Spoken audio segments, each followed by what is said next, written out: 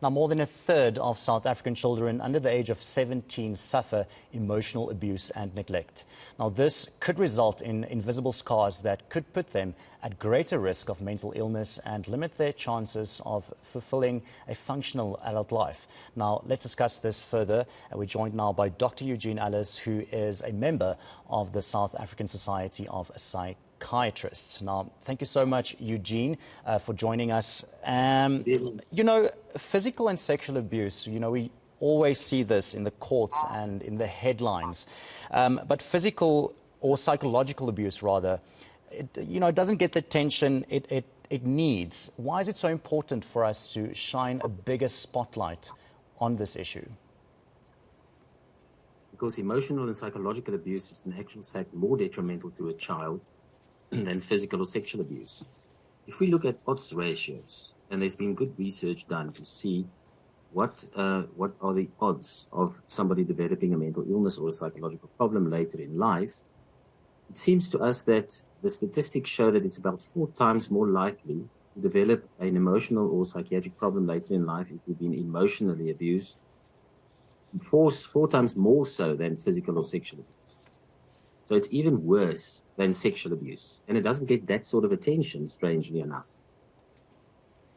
And of course, talking about, sexual abuse and physical abuse, that is also worrisome because emotional abuse entails, or physical and abuse can also lead to emotional ramifications. And that too contributes to this issue.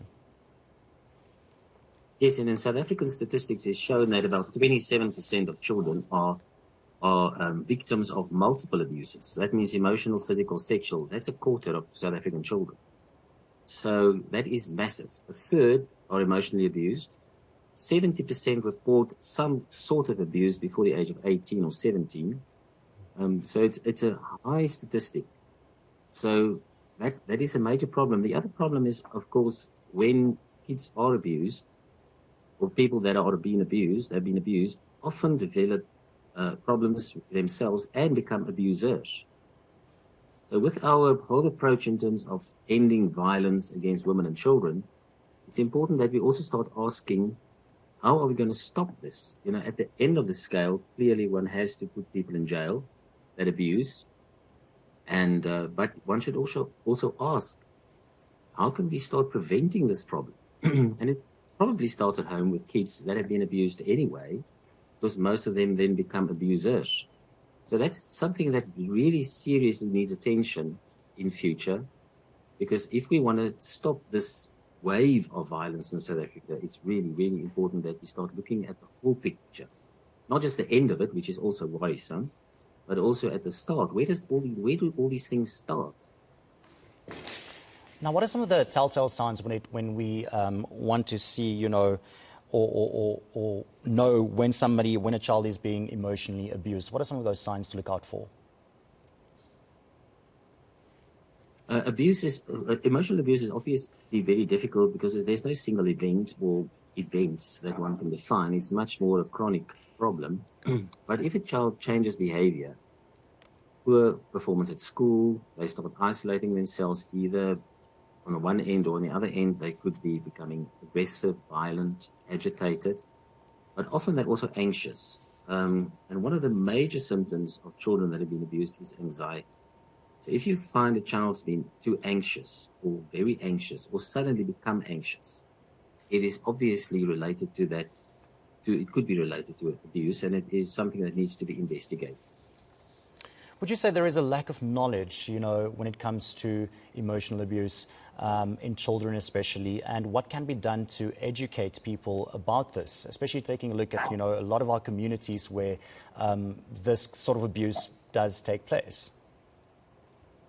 That's why SASOP feels that it is important that we start highlighting this form of abuse as well, because it is so absolutely detrimental. Often sexual abuse and physical abuse hit the headlines, which is rightfully so, but there's no or very little reporting on emotional abuse or even studies on emotional abuse in South Africa, or it doesn't get spoken about. So awareness, I think, is the start of the problem, or identifying the problem, and then from there we have to obviously move into how do we help these children? How do we stop this? How do we prevent this? And then we've also got to look at legal action against emotional abusers. Children's Act gives the same kind of weight to emotional abuse as sexual and physical abuse, and it should be addressed by the courts.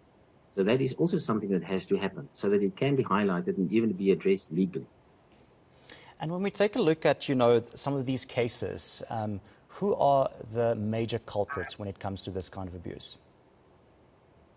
It's mostly parents or family members of patients.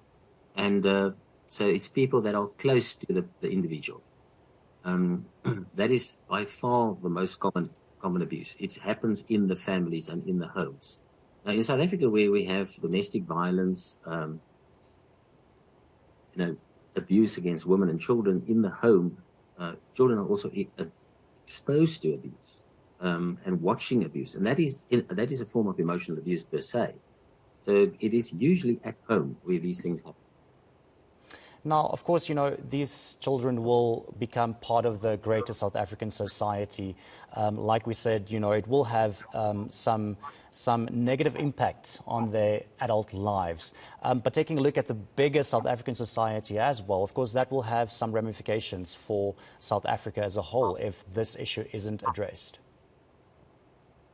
I think we can already see that. South Africa has got a very high burden of mental illness. Post-traumatic stress disorder, because we've got such a violent society, and there's hardships in South Africa, there's violence, there's domestic violence. All of this contributes to a high burden of mental illness. And we can see, through statistical analyses that South Africa is leading in some ways the incidence of mental illness already. Now, you can imagine if this continues, it'll just escalate more and more. And what, in your opinion, can be done to stop that from escalating?